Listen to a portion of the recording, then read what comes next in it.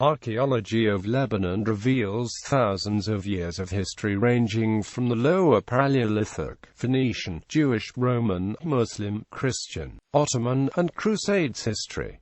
Notable findings and sites. Lebanon features several important Paleolithic sites associated with Neanderthals. These include Adlun, Checker Jdide Acute El Maslouk, Ksar Akil Nahr Ibrahim and Name. Jebel is a well-known archaeological site, also known as Ancient Byblos, a Phoenician seaport, where the tomb of Ahiram and the other Biblian royal inscriptions were found. An ancient Phoenician inscription on the tomb dates to between the 13th and 10th centuries BCE. Byblos, as well as archaeological sites in Baalbek, Tyre, Sidon, and Tripoli, contain artifacts indicating the presence of libraries dating back to the period of classical antiquity.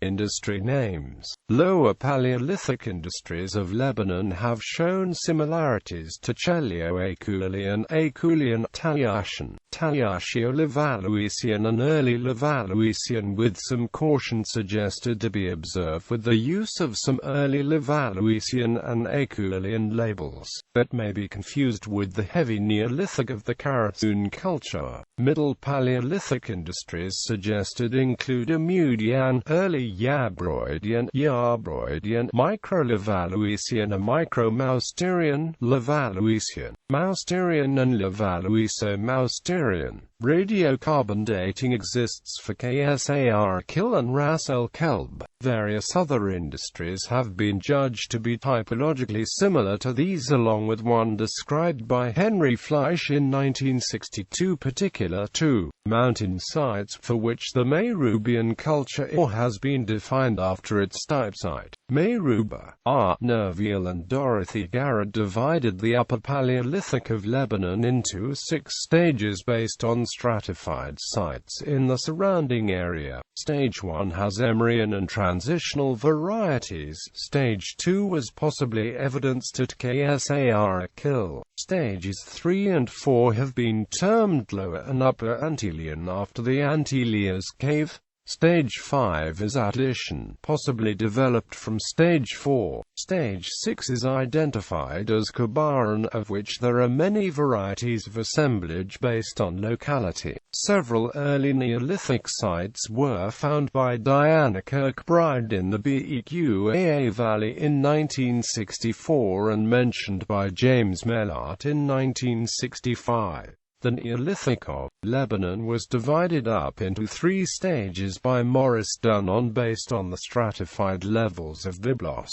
The first 2 stages, Neolithic Ancient and Neolithic Moyen, were characterized by an economy based on a mixture of hunting and farming, whereas Neolithic Recent displayed a shift to agriculture evidenced by fewer arrowheads and more grinding tools and sickle blades. Various other Neolithic industries have been found in Lebanon, such as Trihedral Neolithic and Shepherd Neolithic. Henry Fleisch discovered and termed the Shepherd Neolithic flint industry from the Bekaa Valley in Lebanon and suggested that it could have been used by the earliest nomadic shepherds. He dated this industry to the Upper Paleolithic, a pre-pottery Neolithic, as it is evidently not Paleolithic, Mesolithic or even pottery Neolithic. One particularly vigorous culture identified at over 40 sites by Jesuit archaeologists in Lebanon is called the Karasun culture. This culture existed at the dawn of agriculture without pottery and produced heavy Neolithic flint tools such as axes and picks to work with lumber, such as the cedars of Lebanon.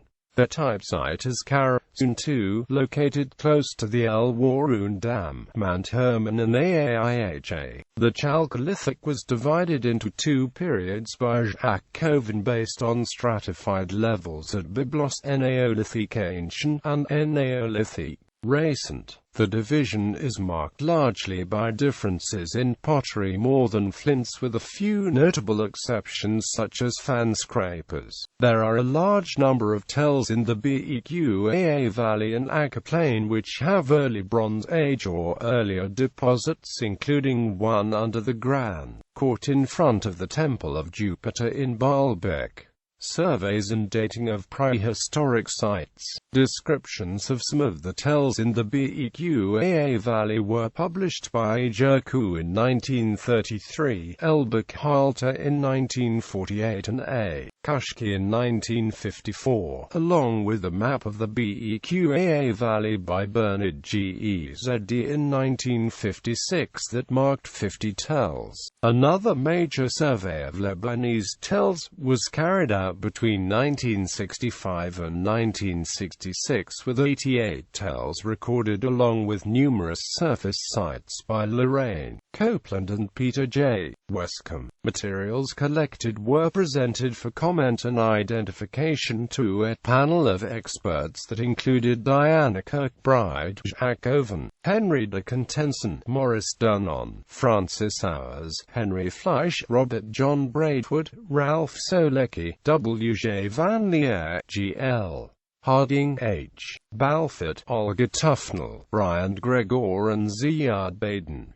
Temples of Lebanon. Lebanon contains a diverse range of ruins and remains of ancient Greek and Roman temples, the premier attraction being the complex at Baalbek, including the enormous Temple of Jupiter and outstandingly well-preserved Temple of Bacchus. It is thought that local villages attempted to create similar temples to a diverse range of gods, leaving ancient shrines and vestiges to be found all around the countryside. This has led to the country itself being described an open-air museum. George F. Taylor divided the temples of Lebanon into three groups. One group referred to the temples of the Lebanese coastal plain to Mount Lebanon, another group as temples of the Bekaa Valley, and another area with a particularly heavy concentration was defined as the temples of Mount Hermon. Damage to archaeological sites. During the 2006 Lebanon War, a number of archaeological sites, including World Heritage Sites, were damaged as a result of Israeli aerial bombardments in Lebanon. A survey of the damage to sites in Lebanon was launched by UNESCO after the international archaeological community, including the director of the British Museum, Neil MacGregor, urged an investigation into the effects of bombing on one of the planet's most heritage-rich countries. UNESCO's team of experts found that the most serious damage resulting from the conflict was at the World Heritage Site of Byblos,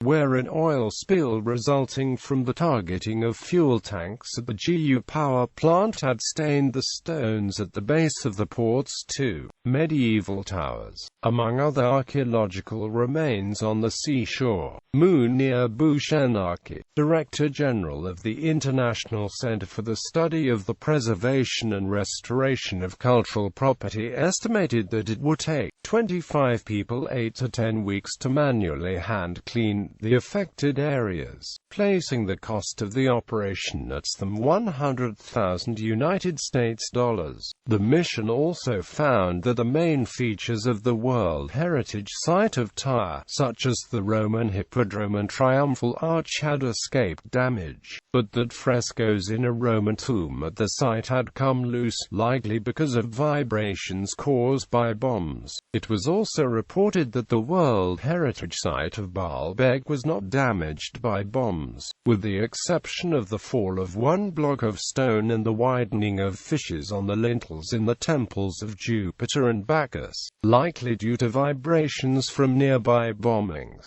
Also damaged hit by bombs, as noted by the mission, were the souk and some old houses in the old city of Baalbek that were not part of the property inscribed on the World Heritage List. At a press conference revealing the results of the survey, Françoise Rivière, UNESCO's Assistant Director General for Culture, reported on UNESCO's efforts during and after the fighting to draw the attention of both parties to their obligations to spare cultural heritage, as protected by the Hague Convention for the Protection of Cultural Property in the event of armed conflict, to which both Lebanon and Israel are states parties. The recent increase in pace of urbanization in Lebanon has raised notable issues in the news regarding the Beirut Hippodrome and a suggested Phoenician port of Beirut. Non-governmental organizations such as the Association for the Protection of Lebanese Heritage have organized public demonstrations and cooperate with cultural activist groups such as Save Beirut Heritage to increase awareness of heritage conservation in the country.